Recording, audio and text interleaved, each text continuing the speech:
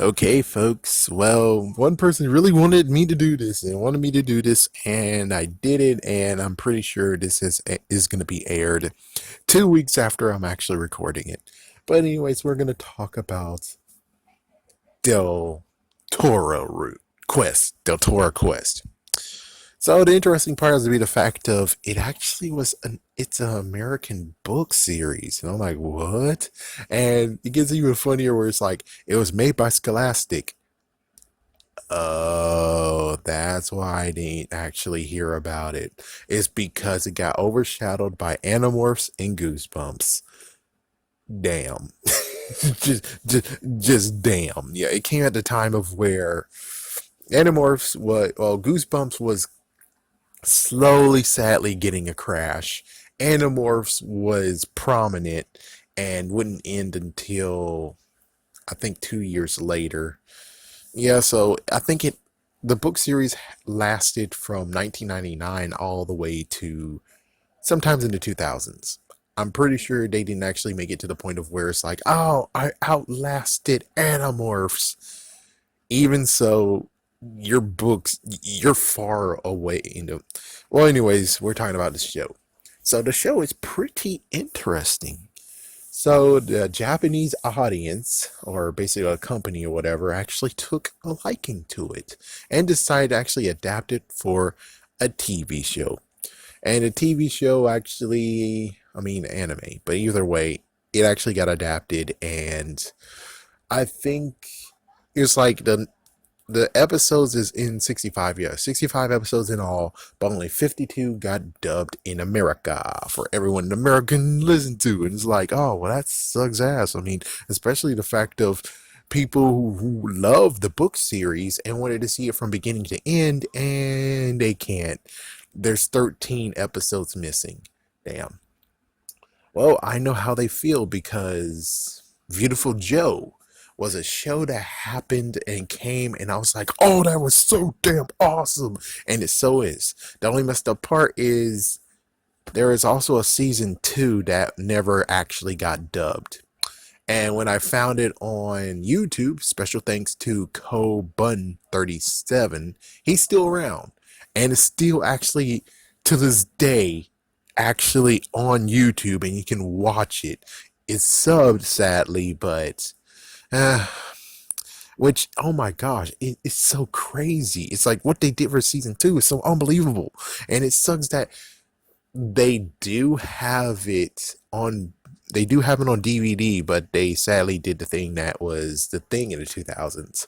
Let's not put it all in one DVD set. No, we're gonna space out the episodes and many other freaking damn whatevers. And it's like volume whatever. And I'm like, yeah, it's like on the Saturday of this, I found disc seven, volume seven. I'm like, where's the first one? If they have all of them, I'm buying them. Oh my gosh, I'm gonna buy it. And they only have seven. What the frick? But anyways, let's talk about Delta Quest. Sorry, Deltora Quest. So Deltora Quest. It's pretty interesting to see how this plays out. Is the fact of they have their own Infinity Stones. And at first I thought it was Infinity Stones mixed with Dragon Balls, but no, no, no. They did not actually scatter by themselves. They actually needed help to be scattered into seven dangerous areas. And I was like, oh, okay, well that sucks, but okay, fine, frig it. The freaking freak monsters actually took those. Okay. And it's like, I have a little nitpick, Mr. King or whoever. It's like, hey, dude, you know what you should have done? You should have actually made the whole entire castle into the freaking damn belt. If you actually made the whole entire castle a belt, I'm pretty sure it would amplify the power even more than just a belt. I'm just saying. So that means that you could easily just put your hand to the wall of the freaking castle and the belt activates. Well, now it's the freaking castle defense, and it's just go poof. Yeah, just like what happened in Yu-Gi-Oh! The Eye of Timaeus. Boo, doo, doo, doo, doo, doo, doo, doo. It's just that cool part of where it's just emanated, kind of like what happened in Harry Potter and the Prisoner of Azkaban. Expecto Patronum. Like, oh, what the? It's like, yeah, that's what should have happened, but he didn't do it.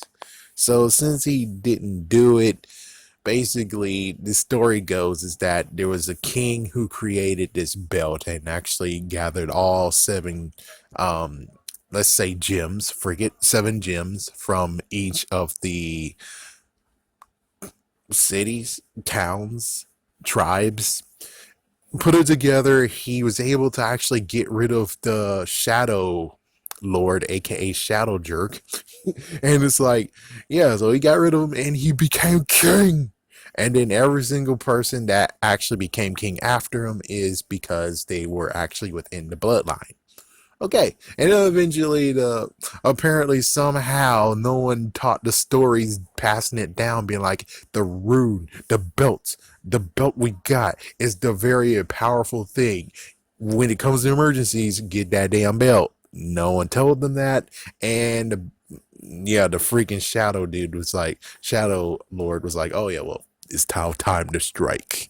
And he did, and he destroyed the belt, scattered the seven pieces, and now the freaking kingdom went from being awesome after the peace to now back to where it was, I suppose, but maybe even worse.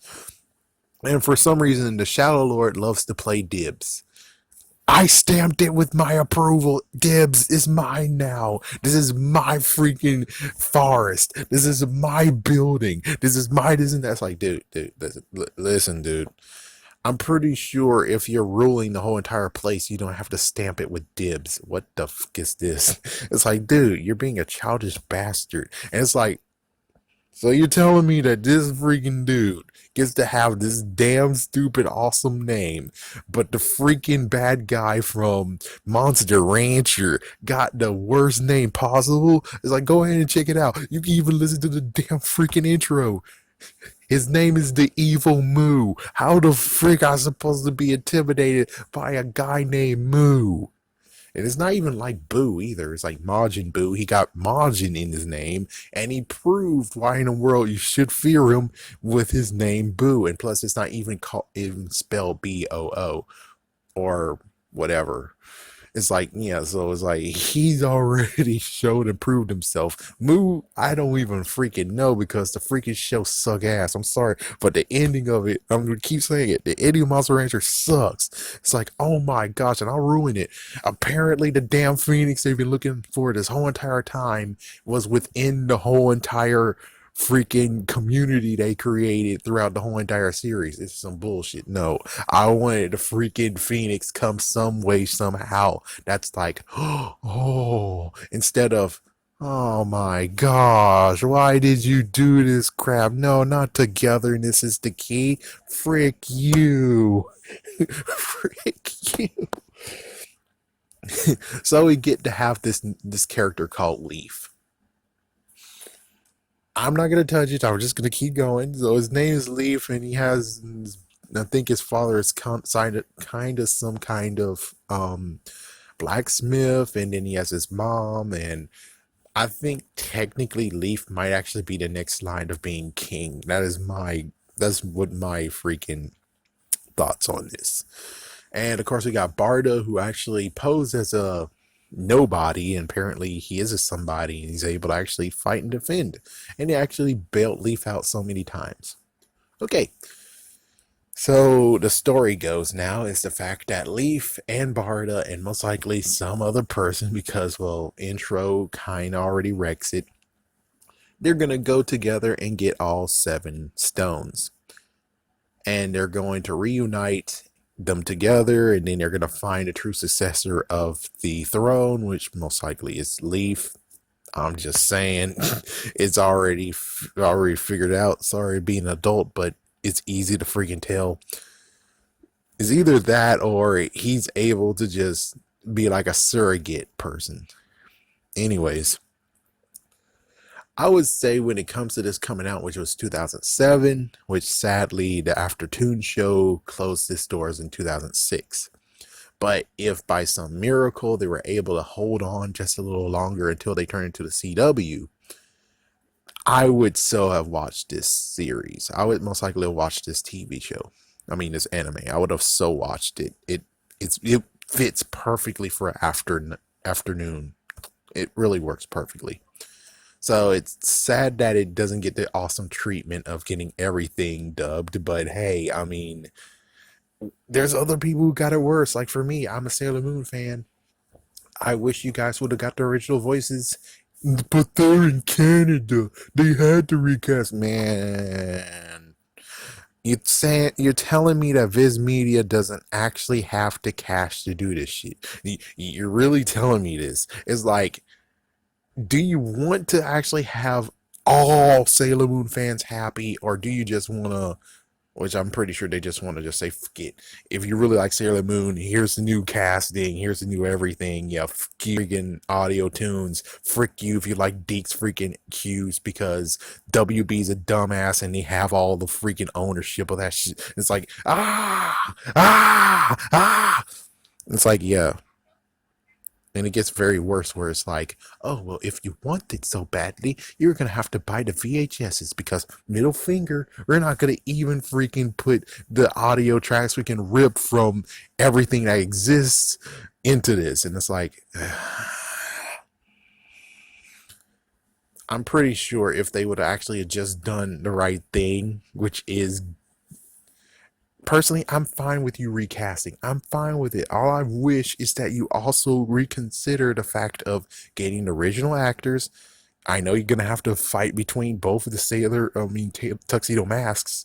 As for Serena, aka Sailor Moon, man, frick that. Don't get the second person. The second person sound like she's on steroids. No, get the original. Like, dang.